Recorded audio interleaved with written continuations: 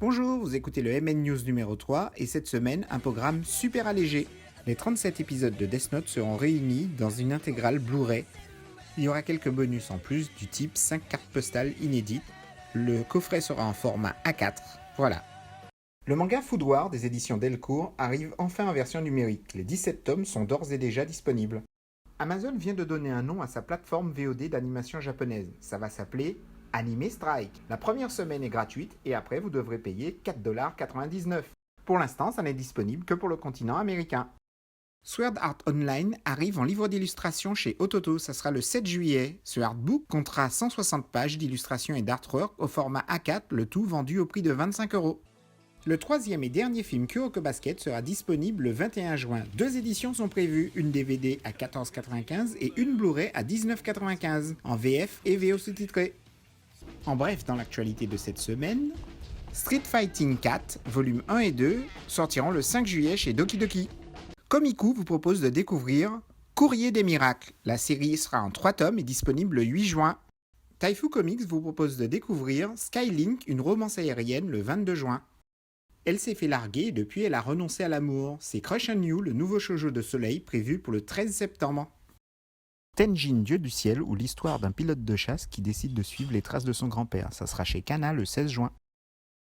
Nous allons conclure la partie française avec Seven Garden. Annoncé il y a un an, cette histoire d'ange, de démons et de vengeance a enfin une date de sortie, le 30 août. Vous pourrez trouver le volume 1 et 2 en même temps.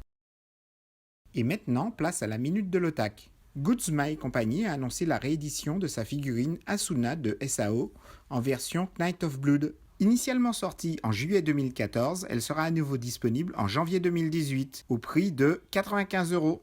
Ce qui a le plus retenu mon attention, c'est ça. À Taïwan, ils ont sorti un téléphone portable en série limitée pour Sailor Moon. Regardez cette merveille.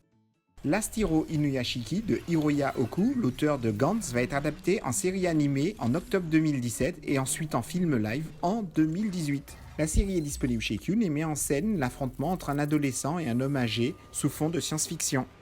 One, le shoujo manga de Soleil, sera adapté en film live pour 2018. Le manga de Glénat, L'Ère des Cristaux, va être bientôt adapté en animé. Pour l'instant, aucune date n'est annoncée, mais il y a des jeunes bandes annonces disponibles. À l'occasion de la sortie en salle du film Tokyo Ghoul, un salon de thé éphémère ouvrira ses portes du 27 mai jusqu'au 28 juin. Elle sera installée dans le grand magasin Parco de Ikebukuro, et au programme, il y aura à manger plein de trucs bizarres et des choses étranges, quoi. Le film Your Name est annoncé en Blu-ray DVD au Japon pour le 26 juillet. Le sous-titrage anglais sera inclus. La version française, quant à elle, n'a pas encore de date de sortie. Pourtant, les visuels sont déjà disponibles ainsi que le prix de vente. 24,99€ pour la version Blu-ray et 19,99€ pour la version DVD. La bande-annonce de l'OAD numéro 4 de Food War a été mise en ligne cette semaine. Aux États-Unis, un concours original a été fait autour de l'attaque des Titans. Il fallait faire une photo originale basée autour de la série. Bon, vous avez compris le principe. Ça faisait très longtemps qu'on n'avait pas entendu parler de Capitaine Tsubasa qui continue encore en manga au Japon. Cette fois, c'est en comédie musicale que les Japonais vont la découvrir. 23 représentations sont d'ores et déjà prévues, entre le 18 août et le 3 septembre.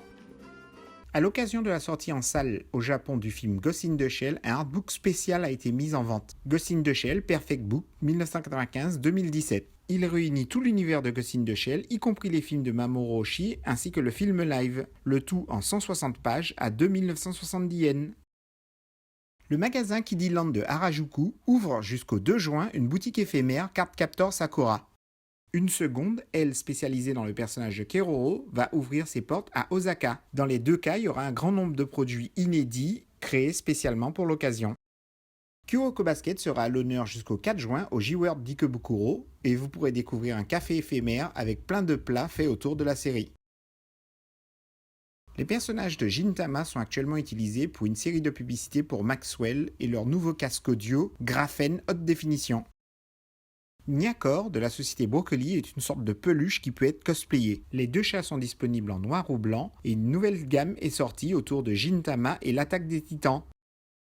Et maintenant, l'info inutile de la semaine. Bandai propose un vélo Between Gundam. Designé à l'effigie de Char Aznable, deux versions seront disponibles. Une en carbone à 350 000 yens et une autre avec un cadre en aluminium à 150 000 yens. Les réservations sont actuellement ouvertes auprès de Bandai. Comme bonus de fin, nous avons pour vous Son Gohan. Vous vous êtes toujours demandé à quoi il ressemblerait dans la vraie vie? Eh ben nous l'avons trouvé pour vous. Vous avez appelé votre fils Sangohan de 19 ans à cause de Dragon Ball Z. Vous l'avez appelé Non. Sangohan, il avait 19 ans? Non. Ah bon, tout petit. Alors c'est qui Sangohan? C'est vous?